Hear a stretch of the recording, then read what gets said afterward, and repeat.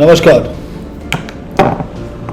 Corona काल का समाप्त होने के साथ साथ हम लोग आप लोगों से आग्रह करेंगे कि ज़्यादा से ज़्यादा हम लोग कोशिश कर रहे हैं ऑनलाइन ट्रेनिंग ऑर्गेनाइज करने का। इस ऑनलाइन ट्रेनिंग आज का जो डिजिटल वर्ल्ड है उसमें हम लोग ये सुविधा आप तक पहुंचाना चाहते हैं जिससे आप घर में बैठ के भी ट्रेनिंग अटेंड कर सकते हैं अपना मोबाइल फ़ोन के ज़रिए। ये जो ट्रेनिंग हम लोग ऑर्गेनाइज कर रहे हैं ये ज़्यादा लंबा ट्रेनिंग नहीं है, छोटा छोटा पार्ट है, 15-20 मिनट का सेशन है जो आप जब आपका मन चाहे, जब आपको फुर्सत मिले आप इसको अटेंड कर सकते हैं। हमें विश्वास है कि ये जो प्रयास हम लोग कर रहे हैं इससे आप लोग भी सीख पाएंगे, अपना निजी समय पे सीख पाओगे और इससे आपका फ़ायदा और कंपनी को भी दोनों का ही फ़ायदा होने वाला है।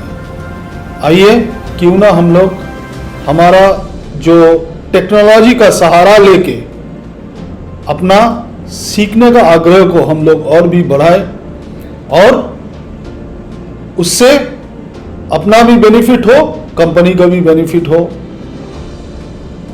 इससे सबका भलाई है, आपका भी भलाई, कंपनी का भी भलाई और हम लोग ज़्यादा से ज़्यादा डिजिटल प्लेटफॉर्म को इस काम के लिए और भी यूटिलाइज कर सकते हैं। धन्यवाद। हेलो फ्रेंड्स, मेरा नाम डॉक्टर कृपा है और आज हम बात करेंगे टीबी के अवेयरनेस के बारे में कि टीबी क्या होती है, टीबी कैसे फैलती है, अगर किसी व्यक्ति को टीबी हो जाती है तो वो उसके लक्षण क्या क्या होते हैं, उसको किस तरह से ट्रीटमेंट करनी चाहिए, उसका इलाज हमें किस तरह से करना चाहिए। तो सबसे पहले हम टीबी की हिस्ट्री के ऊपर बात करते हैं।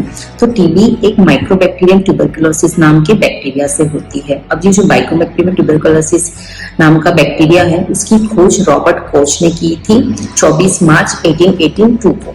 अब ये इतनी बड़ी खोज के लिए उनको एक नोबेल प्राइज दिया गया था 1905 में। अब हम टीबी के इंट्रोडक्शन पर आते हैं। तो पल्मोनरी टीबी जो होती है वो बहुत ही इन्फेक्शियस है और वो लंग्स के पैरेन्काइमा में होती है। अब ये लंग्स के पैरेन्काइमा क्या है, तो जो फेफड़े की परख होती है वो इन्फेक्शन उसमें फैल जाता है। अब टीबी कंटेजियस है। कंटेजियस मतलब कि वो एक व्यक्ति से दूसरे व्यक्ति में फैलती है और वो मेनली लंग्स के पैरेन्काइमा में होती है, बट जरूरी नहीं है कि वो लंग्स में ही हो, वो शरीर के दूसरे भागों में भी होती है। जैसे कि वो हमारे हड्डियों में होती है, हमारे पेट में हो सकती है, हमारे शरीर में एक गांठ होते हैं जिसको हम लिम्फ नोड्स बोलते हैं। ये लिम्फ नोड्स हमारे सर्वाइकल में होते हैं, एक्जिला मतलब कि हमारे बगल में होते हैं, ये हमारे जांघों में भी होते हैं। तो इस तरह से ये हमारे अलग अलग प्रकार के अलग अलग जगहों पे ये हो जाती है। अब दूसरा है एपिडेमियोलॉजी। एपिडेमियोलॉजी अगर हम टीबी को देखें तो ये टीबी पूरी दुनिया में फैली हुई है। टीबी के एक प्रकार होती है जैसे कि लेटेंट फेज। अब ये जो है ये पूरी दुनिया में स्प्रेड हुई है। वो एक 1/3 part of the world population को इसने इफेक्ट किया हुआ है। पूरे साल में 8 करोड़ जितने नए केसेस टीबी के आते हैं और उसमें से 3 करोड़ जितने लोगों को टीबी होती है और वो लोग टीबी से मर जाते हैं। उसके बाद हम इटियोलॉजी वाइज आए तो टीबी जिस बैक्टीरिया से होती है वो अलग अलग प्रकार के बैक्टीरिया होते हैं, बट सबसे मेन कॉज जो है, सबसे ज्यादा अगर कोई इफेक्ट करता है तो वो है माइक्रोबैक्टीरियम ट्यूबरकुलोसिस। अब हम आते हैं टीबी के ट्रांसमिशन मतलब ये टीबी कैसे फैलती है। तो टीबी एक कंटेजियस डिजीज है, एक पर्सन से वो दूसरे पर्सन में फैलती है। ये एयरबोर्न है मतलब कि ये हवा में फैलती है। हमारे हवा में हम बोल रहे हैं, कुछ खांस रहे हैं, छींक रहे हैं, तो वो ड्रॉपलेट्स के थ्रू ये फैलती है। अब ये ड्रॉपलेट्स जो है वो 1.5 माइक्रोन मीटर इन डायामीटर होते हैं और ये इस तरह से फैलती है। तो ये कैसे कैसे फैलती है, तो अगर हम बात कर रहे हैं, अगर हम पब्लिक में कफ कर रहे हैं, हम छींक रहे हैं, जोर से हंस रहे हैं, अगर हम गाना भी गा रहे हैं तो भी ये टीबी फैल जाती है। और सबसे टीबी को अगर नहीं ट्रीट किया तो ये बहुत ही जानलेवा होती है। ये फोटो है, इस तरह से ये टीबी फैलती है। अब इसके रिस्क फैक्टर्स क्या क्या है टीबी के, तो सबसे पहले ये जो उम्र वाले लोग होते हैं इनको ये टीबी होने के काफी चांसेस होते हैं, क्योंकि उम्र हो चुकी है, उनकी इम्यूनिटी कम हो चुकी है, उनका खाना पीने का तरीका चेंज हो चुका है, डाइजेशन खाना जो भी लेते हैं उसको वो पचने का उनकी कैपेसिटी कम हो गई है, उनकी एक्सरसाइज नहीं होती है।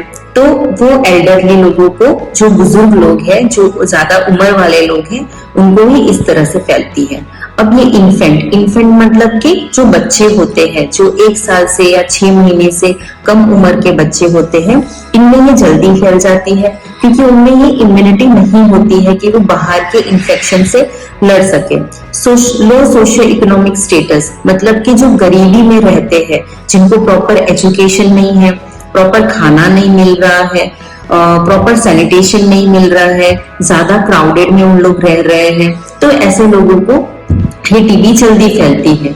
क्राउडेड लिविंग कंडीशन मतलब वही स्लम एरिया आ गया, जो लोग बहुत गरीबी में रहते हैं, झोपड़पट्टी में रहते हैं, बहुत ही क्राउडेड जगह में रहते हैं, जहाँ पे वेंटिलेशन का प्रॉपर कोई अवेलेबिलिटी नहीं है, तो वैसे लोगों में भी ये जल्दी फैलती है। Disease that weakens the immune system like HIV मतलब कि कोई इन्फेक्शियस दूसरी डिजीज हुई है ऑलरेडी, जैसे कि HIV, तो जिस पर्सन को HIV हुई होती है वो पर्सन को बहुत ज्यादा चांसेस होते हैं टीबी होने के, क्योंकि उसकी इम्यूनिटी ऑलरेडी इतनी डाउन हो चुकी होती है कि वो बाहर के और इन्फेक्शन से बिल्कुल भी नहीं लड़ पाते, या तो फिर कोई और बीमारी उसको हुई होती है, जैसे कि डायबिटीज है, हाइपरटेंशन है, या कोई भी डेडली डिजीज जिसके कारण से वो बहुत लंबे समय से दवाई भी ले रहे हैं, खाना ठीक से नहीं खा पा रहे, या जो खाते हैं वो नहीं ठीक से पच पा रहा है उनको, और सिर्फ वो दवाई पे ही जी रहे हैं। तो ऐसे लोगों की इम्यूनिटी बहुत डाउन हो गई होती है, नहीं होती है बिल्कुल भी, उनमें बाहर की इन्फेक्शन से लड़ने की बिल्कुल भी ताकत नहीं होती है, तो ऐसे लोगों को जल्दी हो जाती है टीबी। और दूसरा है कि कोई भी फॉर्म ऑफ अल्कोहल लेना, कोई भी तरह का दारू व्यसन करना, वैसे लोगों को भी बहुत जल्दी होती है। टबैको लेना, स्मोक करना, कोई भी फॉर्म में टबैको लेना, आप उसको चबा के खाओ या स्मोकिंग करके बीड़ी सिगरेट के फॉर्म में खाओ, या कोई भी प्रकार का व्यसन करना, तो वैसे लोगों को भी जल्दी होता है। और वैसे लोगों को भी हो जाती है टीबी जिसको पहले टीबी हुई होती है, मतलब 2 साल से ज्यादा नहीं हुए हैं उनको टीबी हुए और उनकी इम्यूनिटी ऑलरेडी डाउन है, अभी बॉडी उनका उतना बिल्डअप नहीं हो पा रहा है, तो ऐसे लोगों को भी बहुत जल्दी टीबी हो जाता है। अब टीबी के टाइप्स क्या है, तो 2 टाइप्स है, एक है लेटेंट इन्फेक्शन और दूसरा है एक्टिव इन्फेक्शन। अब लेटेंट इन्फेक्शन में क्या होता है कि बैक्टीरिया आपकी बॉडी में आ जाते हैं, वो बैक्टीरिया आपकी बॉडी में जिंदा भी रह रहे हैं, बट आपकी बॉडी उससे लड़ लेती है और वो बैक्टीरिया दूसरे व्यक्ति में नहीं जाते हैं। अब जो एक्टिव इन्फेक्शन है, वो एक्टिव इन्फेक्शन में क्या होता है कि आपके बॉडी में बैक्टीरिया आ गए हैं और वो पूरे इतने मैच्योर हो गए हैं, इतने एक्टिव हो गए हैं कि आपके थ्रू ये दूसरे व्यक्ति में इजीली फैल जाएंगे और टीबी उसको हो जाएगी। अब टीबी के साइन एंड सिम्टम्स मतलब कि टीबी के लक्षण, तो टीबी के लक्षण सबसे पहले तो हमें खांसी होना, खांसी में बलगम बाहर आना, उसके बाद होता है कांस्टेंट फैटिग मतलब कि कमजोरी आना, थोड़ी थोड़ी देर पे उसको थकावट हो जानी, वो कुछ भी वो काम नहीं कर पा रहा है, उसको आलस आ रही है। तीसरा वेट लॉस, वो इन्फेक्शन बॉडी में इतना जा चुका है कि उसकी बॉडी लड़ नहीं पा रही है, इसकी वजह से वो खाना भी ठीक से नहीं खा पा रहा है, और खाना नहीं खा पा रहा है तो उसका वजन भी कम हो रहा है। Same weight loss of appetite मतलब कि उसका फैटिग हो रहा है, वेट लॉस हो रहा है, इन्फेक्शन है, तो वो खाना पीना भी उसका कम हो रहा है। अब बुखार आना, तो बुखार जो है वो टीबी में mainly evening rise in temperature मतलब कि शाम को उसको लो ग्रेड फीवर आना, धीरे धीरे हल्का हल्का बुखार आना, एकदम चढ़ के कांप के बुखार आना टीबी में नहीं होता है। अगर वो पल्मोनरी है, बहुत ज्यादा फैल चुकी है, काफी टाइम से उसको इन्फेक्शन हो चुका है, तो हमारे कफ जो स्पुटम बलगम बाहर निकलता है उसमें खून की मात्रा भी पाई जाती है। और रात में उसको पसीना आना, बहुत सी घबराहट सी हो जानी, ये सब टीबी के लक्षण होते हैं। इस तरह से टीबी फैलती है। देखिए, अब इसका हमें टेस्ट कैसे करना है। अब हम आते हैं टीबी के टेस्ट के ऊपर कि अगर किसी व्यक्ति को टीबी हो गई होती है तो उसका जांच हम कैसे करेंगे। तो पहले हमको उसके परखना पड़ेगा कि उसको टीबी है कि नहीं है। तो किस तरह से देखेंगे, तो सबसे पहले आता है ट्यूबरकुलिन स्कीन टेस्ट, जिसमें हम मॉन्टेक टेस्ट कहते हैं। इसमें हम ट्यूबरकुलोसिस के बैक्टीरिया को ही लेते हैं, उसका एक प्रोटीन लेते हैं और हमारे स्किन में इंजेक्ट करते हैं। अगर वो पॉजिटिव आता है तो वो व्यक्ति को टीबी है। दूसरा है कि स्पूटम एग्जामिनेशन एंड कल्चर। अब स्पूटम मतलब कि हमारा जो बलगम होता है उसकी जांच हम करते हैं। तो इसकी जांच हम किस तरह से करते हैं कि जो स्पूटम होता है उसको हम एक ZN स्टेन नाम के स्टेन होता है, जिसमें जो टीबी का बैक्टीरिया है, जो कीटाणु है, वो उसमें सबसे अच्छे से दिख जाते हैं। तो वो हम सबसे ज्यादा वही हम यूज करते हैं। दूसरा होता है टीबी के जो बलगम है उसका हमको कल्चर के लिए भेजना। तीसरा जो टेस्ट है वो है इंटरफेरन गामा ब्लड टेस्ट। इसमें हमारा जो ब्लड, जो व्यक्ति को टीबी हुआ होता है उसका ब्लड के साथ हम लोग एक ट्यूबरकुलोसिस बैक्टीरिया को मिक्स कर देते हैं और वो मिक्स ब्लड में हमको व्हाइट ब्लड सेल्स दिखते हैं। वो व्हाइट ब्लड सेल्स को हम इंटरफेरॉन कहते हैं, जिससे हमें पता चलता है कि वो व्यक्ति को टीबी है। दूसरे जो टेस्ट है, दूसरी अगर हर तरीके से अगर हमें टीबी को परखना है तो वो सिटी स्कैन, जो कि चेस्ट का, छाती का सिटी स्कैन करना, जिसको हम HRCT भी कहते हैं, और दूसरा है चेस्ट एक्सरे। अब इसमें हम टीबी की जिसको टीबी हुई होती है तो फेफड़े में ओपेसिटीज दिखती है, मतलब कि वहां पे इन्फेक्शन दिखता है। तो फेफड़े जो होते हैं वो सफेद कलर के होने लगते हैं। जैसे कि आप इमेज में देख सकते हो, हमारे फेफड़े जो है वो पूरे काले होते हैं, पर जहां जहां पे इन्फेक्शन हो गया होता है या जहां जहां पे हमारे फेफड़े बिगड़ने लगते हैं वहां पे वो सफेद कलर का स्पॉट आ गया है। जो एक्सरे में भी जो लेफ्ट साइड पे है वो एक्सरे है, वो एक्सरे में भी आप व्हाइट कलर का स्पॉट मार्क किया हुआ है, देख सकते हो। और जो छाती का सिटी स्कैन किया हुआ है उसमें भी एक मास जैसा दिख रहा है, तो वो फेफड़े बिगड़ रहे हैं, वहां पे इन्फेक्शन हो गया है। अब अगर किसी पर्सन को टीबी हो, बहुत ज्यादा इन्फेक्शन हो गया हो, निमोनिया हो गया हो, तो वो पूरा इन्फेक्शन फेफड़े में फैल गया होता है। जैसे कि आप देख सकते हो, उसके राइट साइड के लोअर भाग के जो फेफड़े है उसमें पूरा व्हाइट हो चुका है। तो इस तरह से वो हमें जांच पता चलती है। अब जो पर्सन को टीबी हुई है, जो ऑलरेडी ट्रीटमेंट ले रहा है, तो उसका वेट लॉस काफी हद तक हो चुका होता है। उसको काफी ज्यादा अच्छे खाने की और काफी मात्रा में उनको खाने की जरूरत पड़ती है।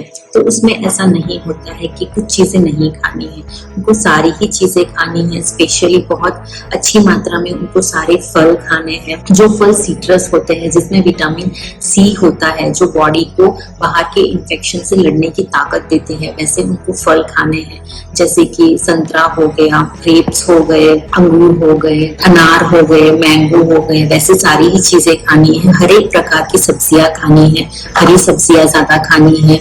जो पल्सेस होते हैं, कठोर होते हैं, घर में पकाई हुई चीजें उसको सारी खानी है। जो बाहर की चीजें है, प्लास्टिक में बनी हुई चीजें हैं, प्लास्टिक में भरी हुई जो चीजें हैं, वो सारी चीजें उनको अवॉइड करनी है। स्मोकिंग, अल्कोहल, वो सब चीजें उसको अवॉइड करनी है। अच्छे से उनको एक्सरसाइज करनी है, मास्क पहन के उनको रहना है। अगर वो पब्लिक में बाहर भी कहीं जा रहे हैं या घर में भी रह रहे हैं, पर घर के ही कोई व्यक्ति के साथ वो बात कर रहे हैं, तो उनको मास्क पहन के ही बात करनी है। उनके सारे भी जो भी कफ आता है, जो बाहर बलगम आता है, वो बलगम भी उसको सही जगह पे उसको फेंकना है, ना कि वो कहीं पे भी थूकते रहे। तो ये सारी चीजों का ध्यान रखना है। अब हम आते हैं टीबी के ट्रीटमेंट के ऊपर। तो टीबी की ट्रीटमेंट पूरे 6 महीने की होती है और जो ड्रग्स होते हैं वो एंटीबायोटिक होती है और वो पूरे 4 ड्रग्स होते हैं जिससे हम उसको ट्रीटमेंट देते हैं। अब जो न्यू ऑनसेट मतलब कि जिसको सबसे पहली बार टीबी हुई है, तो 2020 के ट्रीटमेंट प्लान के अकॉर्डिंग हम जो 4 कॉम्बिनेशन के ड्रग है, जैसे कि रिफाम्पिसिन, आइसोनियाजेड, पायराजिनामाइड एंड इथाम्ब्यूटोल, उसका कॉम्बिनेशन हम पहले 2 महीने के लिए देते हैं, जिसमें रिफाम्पिसिन और आइसोनियाजेड सबसे ज्यादा मात्रा में होगा। तो बाकी के जो 4 महीने हैं उसमें हम इथाम्ब्यूटोल अल्टरनेटिव बेसिस पे उसको हम दे सकते हैं। अब जो रिकरेंट डिजीज है, मतलब कि पहले टीबी हुआ था फिर से उसको टीबी हो गया, तो उसकी ट्रीटमेंट भी हम सेम ड्रग से करेंगे, बट वो ट्रीटमेंट 18 से 24 महीने तक का रहेगा। ठीक है, थैंक यू। नमस्ते। मैं ये उम्मीद रखता हूँ कि आज का जो सेशन था, जो इंस्ट्रक्टर हमारे सेशन लिए हैं, आपको पसंद आया होगा और काफ़ी कुछ सीखने को भी मिला है। अब सेशन के उपरांत फीडबैक फॉर्म भी है इसके साथ, तो आपको थोड़ा सा कष्ट उठाना पड़ेगा। ये प्रोग्राम आपको पसंद आया है या नहीं, वो आपको लिखना है। उसके ऊपर 2-3 शब्द भी आपको लिखना पड़ेगा। अगर कुछ अच्छा हो तो क्या था, अगर कहीं ये अपॉर्चुनिटी था हमारे पास या इंस्ट्रक्टर के पास कि और बढ़िया हो सकता था, तो ये भी आप वहाँ पे टाइप कर दीजिएगा। सो मैं उम्मीद रखता हूँ अभी कि आप लोग ये असाइनमेंट 3-4 मिनट का ही है, आप लोग कंप्लीट कर लोगे और आगे जाके फिर दूसरा जो सेशन होगा वहाँ पे फिर हम लोग भेंट करते हैं। धन्यवाद।